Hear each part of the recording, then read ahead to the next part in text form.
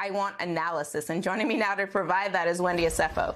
She's a Democratic strategist and a professor of education at Johns Hopkins University. Also with us, Eugene Daniels. He's a White House reporter at Politico. And Eugene, is there any reason to believe whatsoever that Republicans will support these bills now, or that Joe Manchin and Kyrsten Sinema will support reforming the filibuster? Like, has anything changed at all? To the first, absolutely not. Republicans are not going to get on board with either of these laws. They've been sending out from the Senate offices kind of dear colleagues and entire lists of why.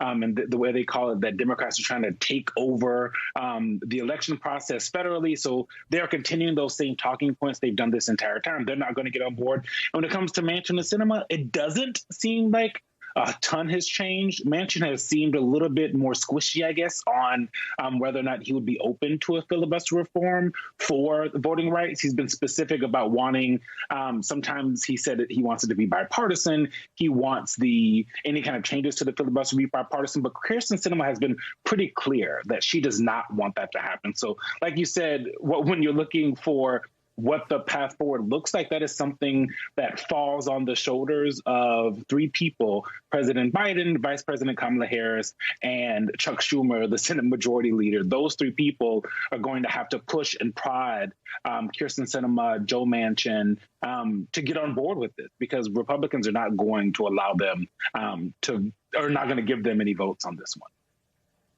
Well, I had to ask, even if it's not going to change, because again, Republicans are also elected. So just forgetting about them and focusing only on the Democrats who are holdouts, I don't find that to be the fulsome conversation.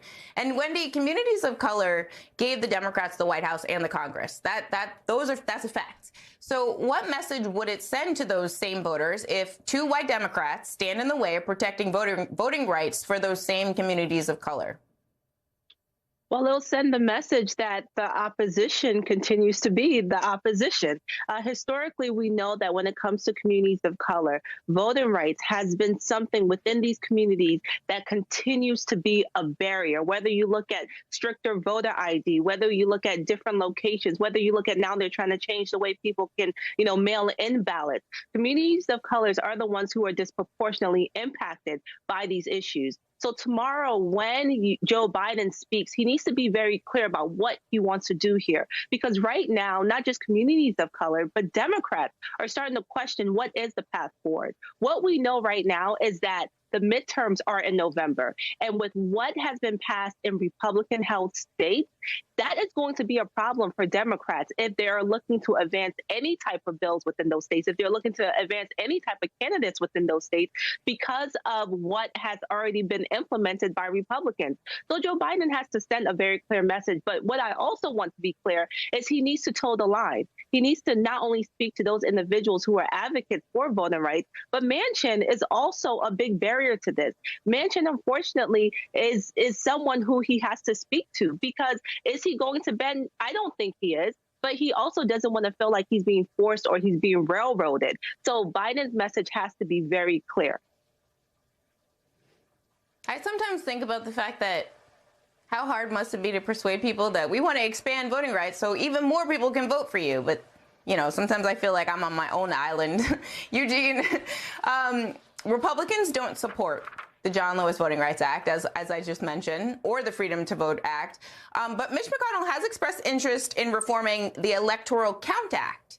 Could that be a compromise here? Could that be a place where maybe some Republicans do come on board? Yeah, I mean, that the White House has basically said, no, that isn't a compromise. That's something that they're interested in doing, but not in lieu of voting rights. As Vice President Kamala Harris said just last week, that for them, the issue is not only the counting and the electoral count vote, that's important as well, but also the access to the ballot, right? This is what they're fighting about. And that is what you're hearing from civil rights leaders and voting rights leaders, other Democrats. And now the White House is also on board full-throatedly, as they have been more so than they ever have been the last couple of weeks on this issue, right? And, I talked with some civil rights leaders who met with the White House last week, and they said they feel more confident that President Biden is going to lean in here a little bit more. They're hoping to see more of the push that he had for the bipartisan infrastructure bill, for the Build Back Better Act, so that they're a little bit more hopeful that there is more enthusiasm on the part of the president and the vice president. But that also means that expectations are raised. And so if the White House, if the Senate aren't able to get something done here, you're going to have a lot of really angrier civil rights leaders for obvious reasons. Oh, what a time. Wendy, Michelle Obama today, or announced yesterday, that her voting rights group is working with other organizations to register 1 million voters before the midterms. I mean, okay.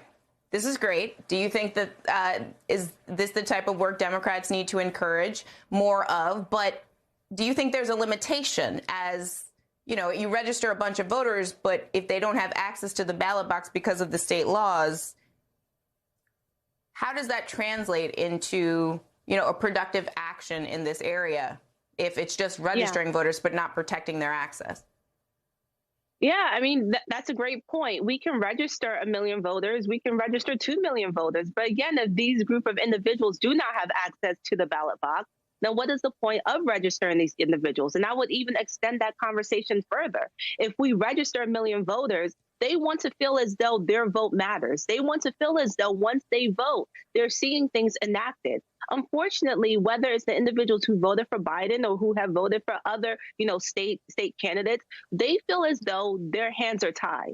They feel that they have voted for individuals, but they voted for these individuals because they wanted them to push forth policy. Unfortunately, they have not seen anything enacted. Whether we look at the Build Back Better Act that completely went kaput, now we're looking at voting rights. What can we say is tangible? Once you vote, you want to feel as though you are not just empowered by you electing individuals, but you're also empowered by you being able to see policies set forth that you are, basically an advocate for. If you don't see those things, then it starts to quench your desire to be a participant in society. So yes, it's great for us to have people register to vote, but even better would be A, for those people to have access to the ballot, and B, for policies that reflect their personal desires to be seen.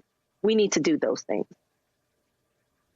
Everybody should be able to participate. That is not a partisan value.